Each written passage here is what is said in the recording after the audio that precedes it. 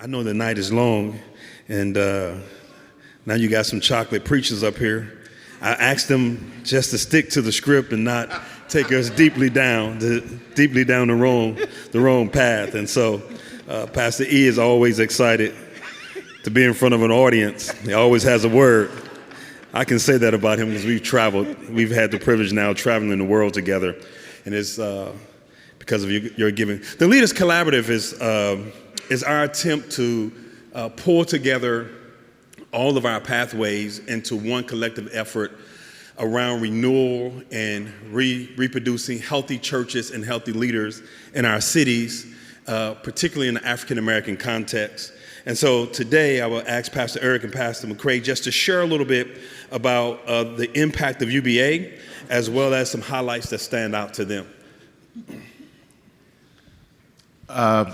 I would like to say UBA, just being a part of UBA and the Leadership Collaborative has been such a blessing to me as a leader.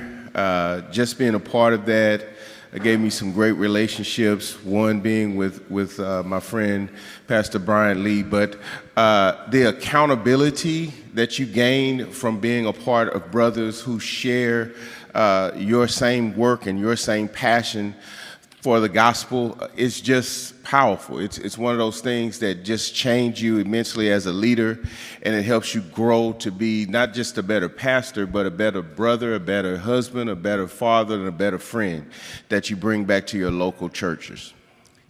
I got to meet Pastor McCray a few years ago at the African American Fellowship on a Tuesday night. And when you meet people, you know, you kind of chop it up, and people always say, hey, we're going to get together. I'm going to reach out and call you. So I give my number away to thousands of people, and I figure 90% of those people I'll never hear from, right? But Pastor McCray not only called, he has shown up consistently over and over again in my life, at our church, in the ministry of the association. And so I would ask him just simply to share a little bit with us about the Leaders Collaborative and the impact that it has had on him and his church, considering that he came to our city, parachuted in, and is doing a marvelous work. Thank you. Thank you. Good evening. I want to start off by saying I'm grateful to God for UBA, for the mindset that our association has to reach out to all. And I just also want to say that I'm thankful for those persons that were selected to give leadership to the collaborative. And Pastor Brian Lee didn't pay me to say this, I'm just saying that. But it's such a blessing. I want you to know that it's a perfect fit.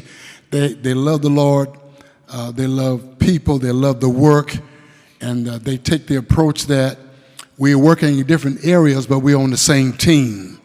And I love that dearly. And they are men of their word. They say what they mean what they say. If they say, call us, we'll be there, they'll do just that. And Gracious Hope is a church I pastor. We've experienced that, and it has really brought excitement to the Gracious Hope Church to see how all of this is coming together. Thank you so much. Darryl Jackson will have the gift cards at the back door. Amen.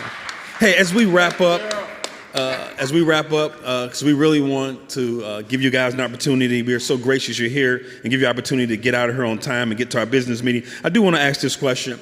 How has being a part of UBA, part of the Leaders Collaborative, and participating in so many initiatives throughout our association and with other churches, how does that impact your church both locally and globally? Because both of you guys have experienced growth in your church. We've been on mission trips, and we've seen missions happen locally in our community. I would say UBA has influenced my life. I was a student at Houston Christian University, formerly Houston Baptist, and my first experience with UBA was coming over as a student. And UBA sponsored our school, but from going from there to pastor, to the Leaders Collaborative, to the leadership group, to the moderators team, I have always seen a group of people that there is no competition. It's just about how do we make the name of Christ be great. And so the beauty of that is as Josh said earlier, churches are better together.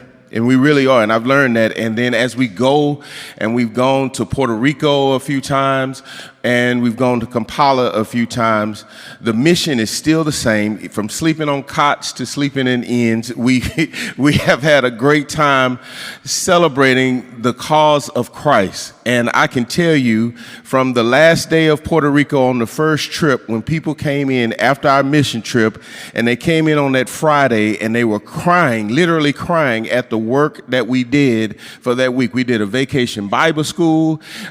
We slept on cots.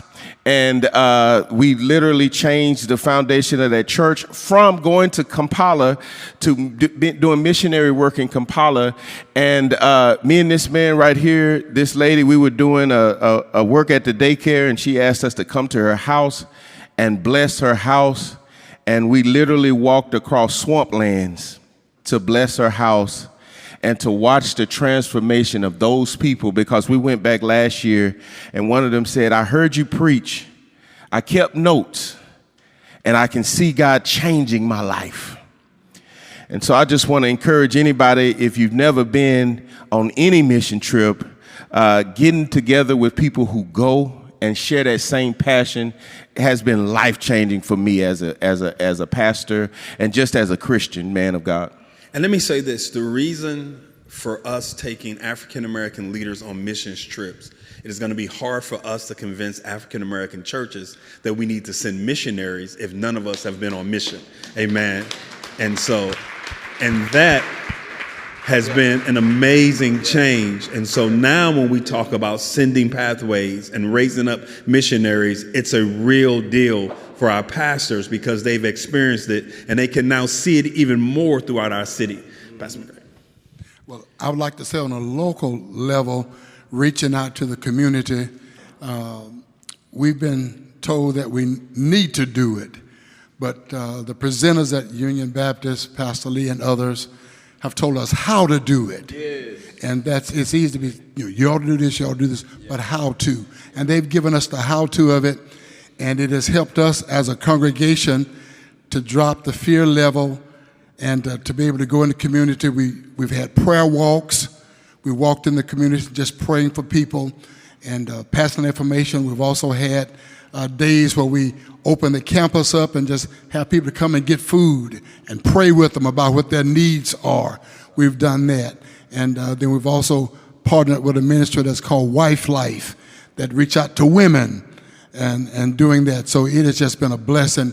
It helps us to be more confident in doing what we know we've been commissioned to do. So there again, we're just grateful for that local area reaching out.